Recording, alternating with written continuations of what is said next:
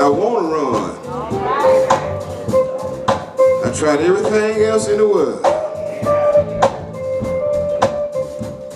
but I tried Jesus.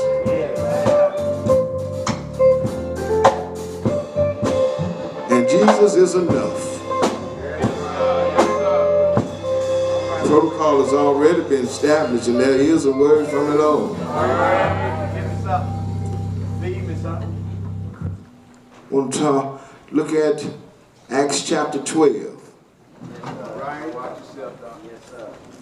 If you have your Bibles, Acts chapter 12.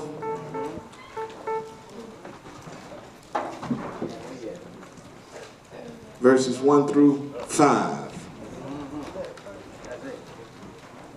Acts chapter 12. Yes, sir. Yes, sir. Yes, sir.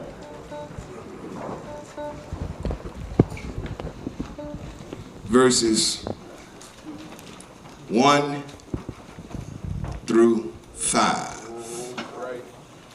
And it reads as follows. Now, about that time, Herod the king stretched forth his hands to vex certain of the church. And he killed James, the brother of John, with a sword. And because he saw it pleased the Jews, he proceeded further to take Peter also. Then were the days of unleavened bread. And when he had apprehended him, he put him in prison and delivered him to 4 quaternions of soldiers to keep him, intending after Easter to bring him forth to the people. Peter, therefore, was kept in prison. And this is the best part. But prayer was made without ceasing of the church unto God for him. You may be seated.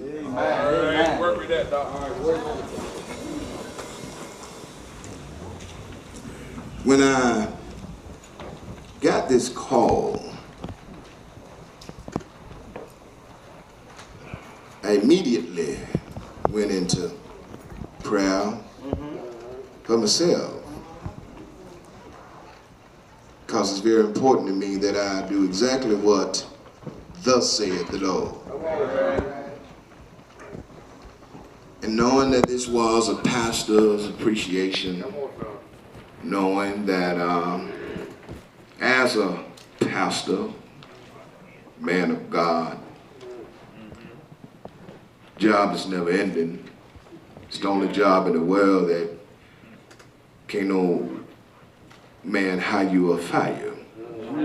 And they can change locks and all that kind of stuff, but that's just an assignment. That ain't the job, that ain't the call.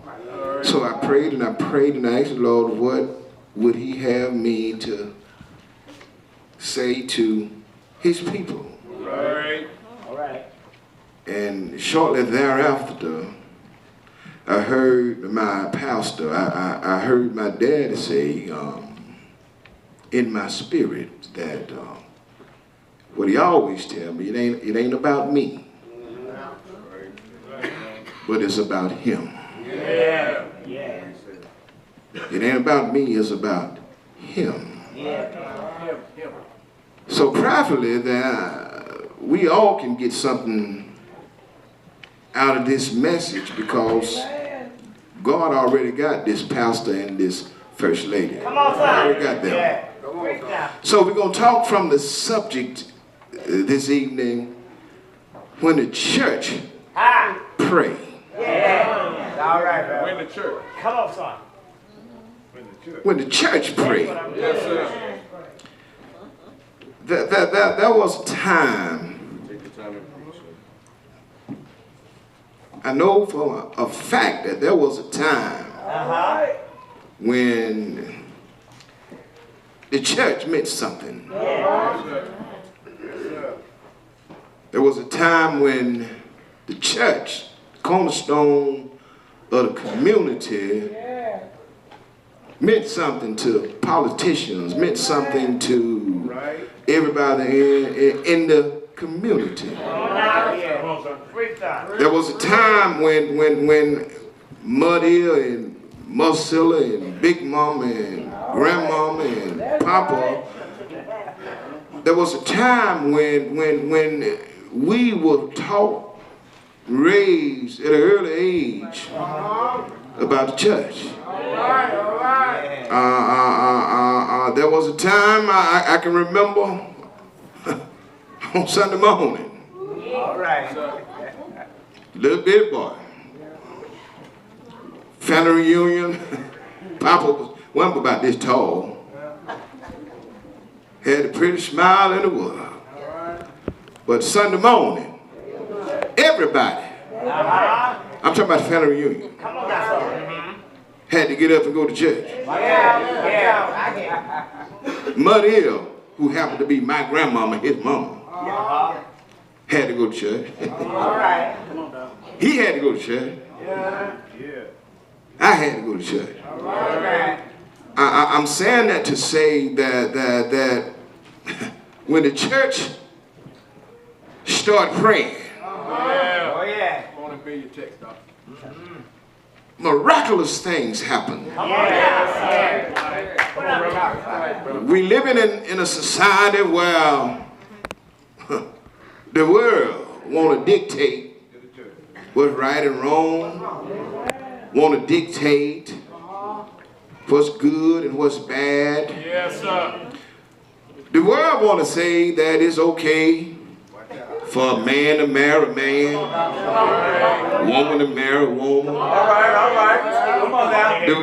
See, there was a time when you saw a man, you knew he was a man. When you saw a woman, you knew she was a woman. But because, and I'm just going to say it, because I ain't scared.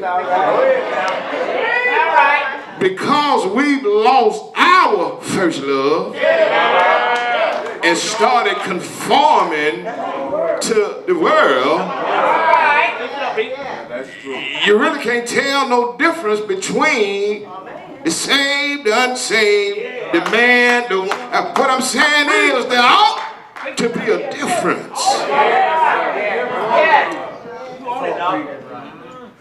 from the Christian and the unsaved. Volumes have been written and many songs have been composed that focus on the discipline of prayer.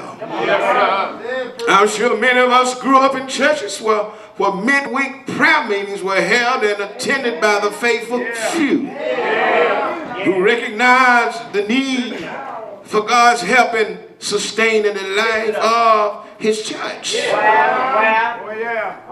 For some strange reason, I don't know why, but people are of the opinion that they don't need Sunday school. They don't need Wednesday night or Tuesday night prayer meeting and Bible study. As long as I just get there on Sunday, everything will be all right. But all my brothers and sisters, I stop by to tell you that just because you give Pastor Pete your hand and allegedly give God your heart, that's just the beginning. And it's very important that we understand that the Bible says clearly that you must be. You gotta be born again. And one of the reasons why you can put a so-called Christian standing right next to an unsaved man on the street, and there won't be any difference. There was a time that when you knew the man of God or the woman of God. Y'all know what I'm talking about. You be hanging out on the corner, and here come Mother Mary. Now whatever you were drinking or smoking, you gonna hide it from Mother Mary. There was a time when you saw the pastor coming, or you saw the deacon come. Don't care how bad you thought you was. When you saw him coming, you stopped what you were doing, or at least you tried to hide it.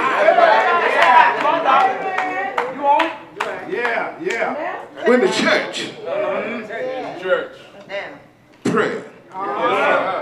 Prayer for the individual believer is also essential for living a fruitful and obedient life as one of God's children.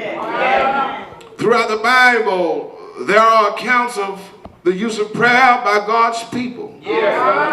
Offers of his divine help as a result of prayer and commands to pray. More significantly, the importance of prayer is found in the example of Jesus, as seen in his personal prayer. Jesus prayed. His model prayer and in the large prayer, the early church, y'all, also knew the consistently used the privilege of prayer. They used prayer. If they didn't have nothing else, they knew to pray. They weren't worried about all these other things that we do now.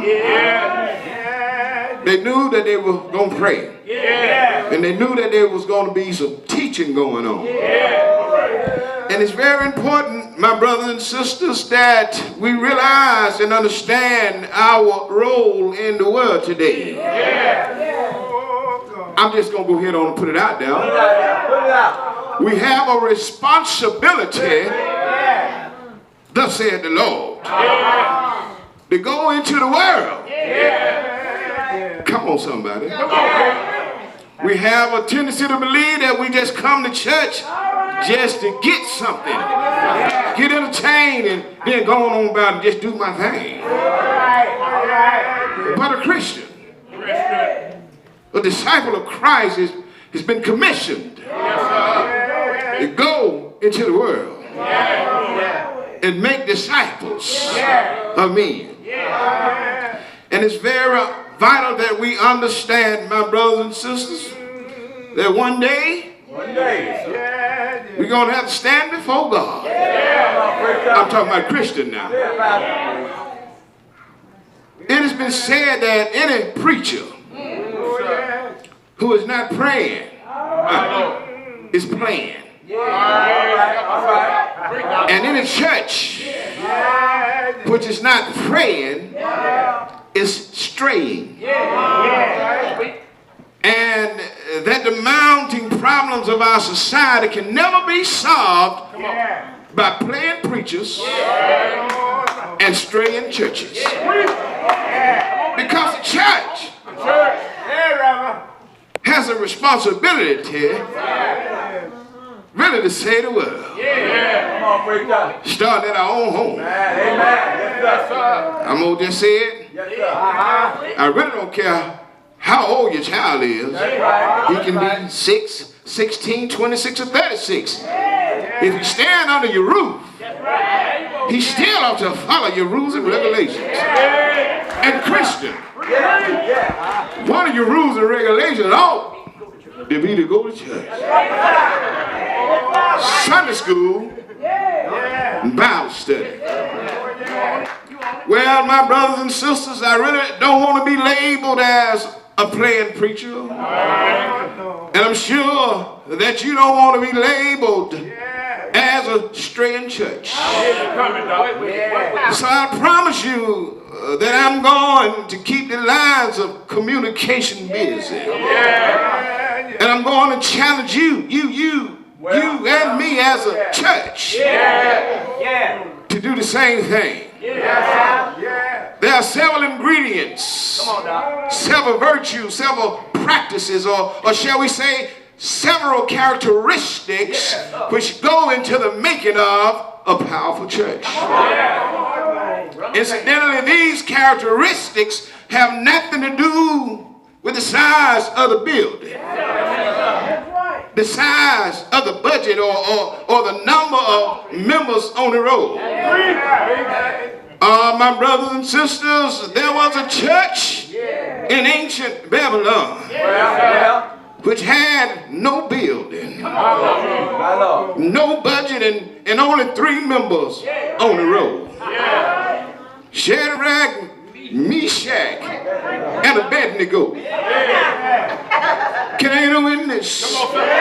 But this church with its 3 members had enough power to take the heat out of a blazing fiery furnace. Can I get a witness? You see, 3 members standing up are more powerful than 1,000 members bowing down. I'm not ready yet. I feel my help coming on now. Ooh, hold me down, hold me down, hold me down. So the characteristics of a powerful church have nothing to do with buildings, budgets, and numbers. We may be safe in saying that a Bible-believing church is a powerful church. We can go further to say that a witnessing or evangelizing church is a powerful church. I'm glad to know that these characteristics help to make a powerful church. We ought to believe the Bible. We ought to be filled with the Holy Ghost. We ought to evangelize, and we need to witness it, and we ought to tithe. I'm going to hurry up and get off that one. But we ought to tithe. No one can deny that these virtues go into the making of a powerful church. But there is another characteristic which outweighs all the others. It is so important that if you leave it out, no matter how many other virtues you may have, you won't have any power. I'm talking about the virtue or the characteristics of prayer. A prayer church is a powerful church. And a non-praying church is a powerless church. A church which spends a whole lot of time on its knees will have no difficulty standing on its feet. The church which spends a whole lot of time on its knees will have no problem, I said, standing on its feet. The church which spend a whole lot of time knee bent and body bound will have no problem standing straight up and tall. Church which spends much of its time down in the raw telephone, will have no problem staying together. I need y'all to understand something. I don't want to get beside myself right now. But there is power in the church. Power when 2 or more are gathered in His name. Something amazing happens. Prayer will pick up a bow down here. Prayer will turn a frown upside down. Prayer will set the captives free. Prayer will change a man's heart, and it will change a man's life. I'm glad to know, y'all, that I've learned the power of prayer. And I left my text, y'all, and I can't seem to get myself back there. So what I'm going to do is sit back, y'all, and let the Holy Ghost use me. And let me talk about myself. One Thursday in the Cobb County Jail, sitting on my bunk, lost in a world of sin, and didn't know which way to turn, and didn't know which way to go. But I'm so glad I remember Glory Steve. I had a praying mother, y'all. I had a praying grandmother. I had a praying great-grandmother. I had another praying grandmama. I'm so glad that they prayed for me. Because now, Lord, I've been praying for a long time.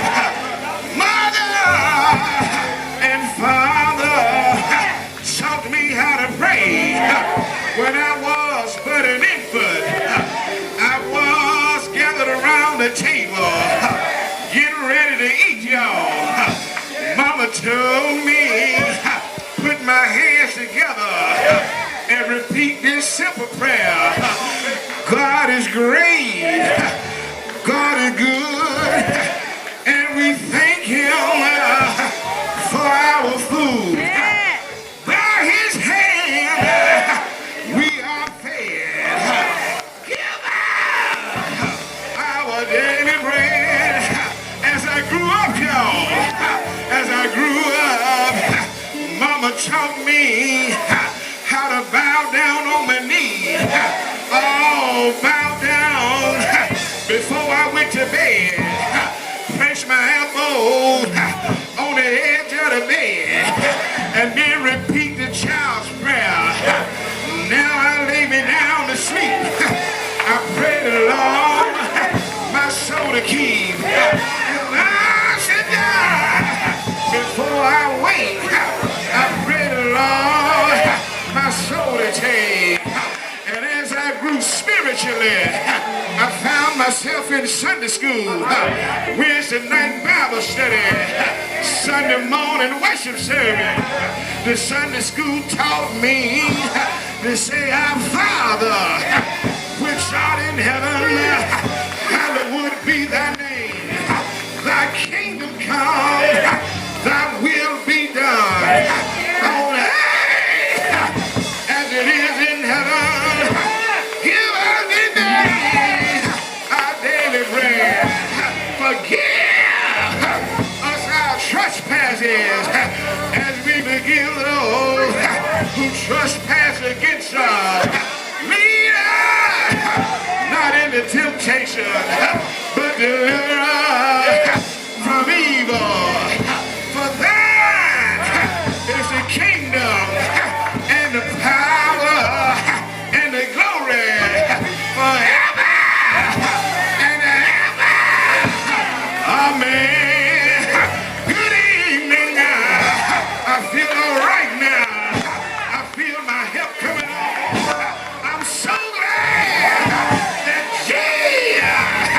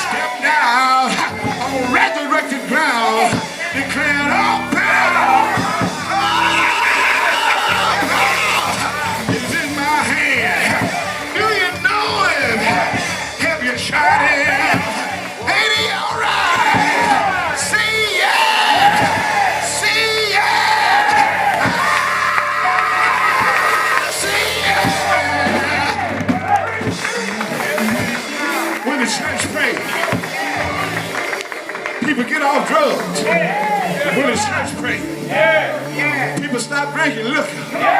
When the church prays. People stop creeping in the midnight hour. When the church prays. People stop scratching off. When the church prays. People stop gossiping. When the church prays. People stop unforgiveness.